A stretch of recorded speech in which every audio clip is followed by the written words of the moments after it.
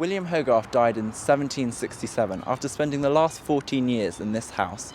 Hogarth House is now showing an exhibition that offers a glimpse into the world of 18th century politics, the election. We've put together an exhibition bringing out all the aspects of government that Hogarth represents in his art, some cases deliberately where he's very much focused on political satire. I think the most interesting set that we have is the election series. These were produced in the 1750s off the back of a notorious election in Oxfordshire in 1752, often described as one of the most corrupt in election history. And Hogarth finds this rich pickings, starts a series of paintings which then turn into engraved plates where he picks holes at everybody who has anything to do with the election system at the time and criticises what's quite a corrupt and difficult time for British politics. Government in the 18th century was run on different levels: the parish level, the city level, the state level, and used this composite of all Hogarth's different types of works to make an exhibition that shows the modern visitor a glimpse of how the 18th century would have been governed if you were part of it. Hogarth is known for a range of different work. How would you describe his work? I think he's a social satirist. He's a very fine artist. He's often described as the father of English painting, but he shows, very specifically, he shows a London, and he shows a London of the common person. You see scenes of everyday life, issues that are down and dirty, a little bit less refined than some artwork at the time would. And through all of it, there's a quite biting social satire. This is a kind of piece where Hogarth is addressing politics quite directly. He actually knew the person who he's based this on.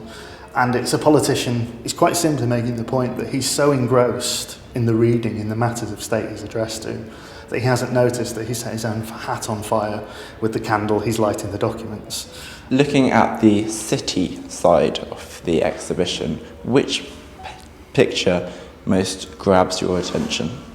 I think it's hard to avoid the first one from a series called Marriage a la Mode. It's in this exhibition because it shows how justice worked.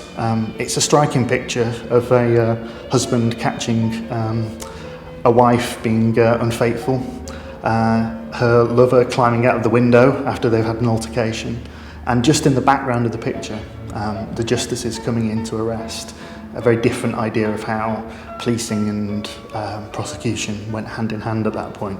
There's an awful lot of focus on crime and punishment.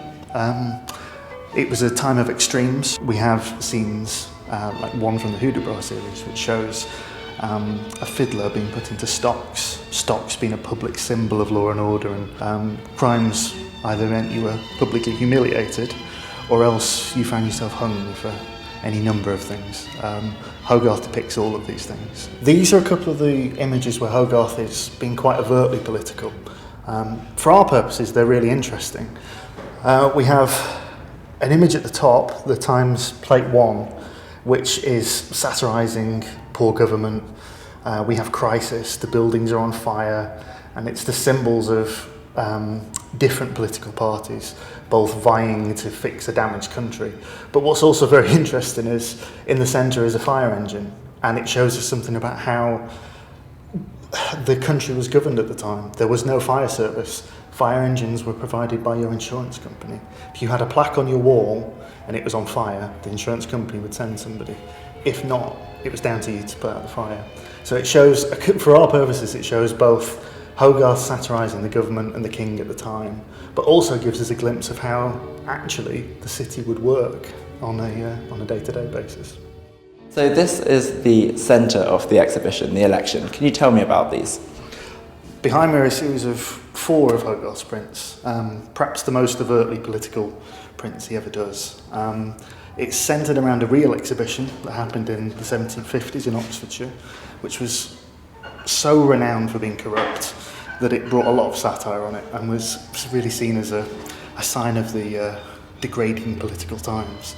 It was a very corrupt election, and in the images Hogarth portrays that corruption quite viciously, really. It's quite biting satire. It's not safe to one party. It's an election contested between two parties, the Whigs and the Tories, and both are repeatedly brought up to be made to look foolish, really reflecting their conduct in the election. This series of four covers different periods in the election. The first scene is set in a tavern and is a Whig party. It's thrown to try and convince those few who are eligible to vote for the Whigs.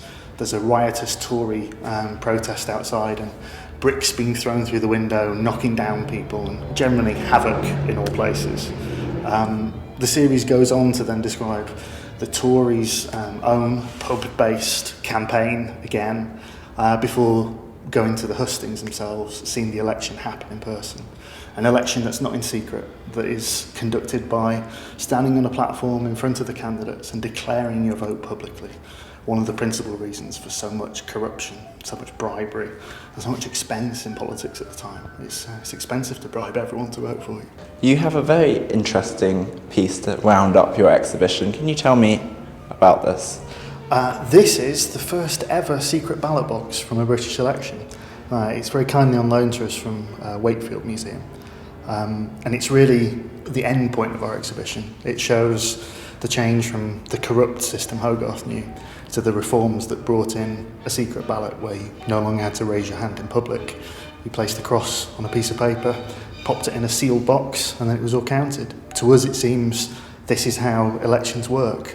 But it's in the history of British parliamentary elections, it is still a relatively, as much as something 150 years ago can be, a relatively new innovation.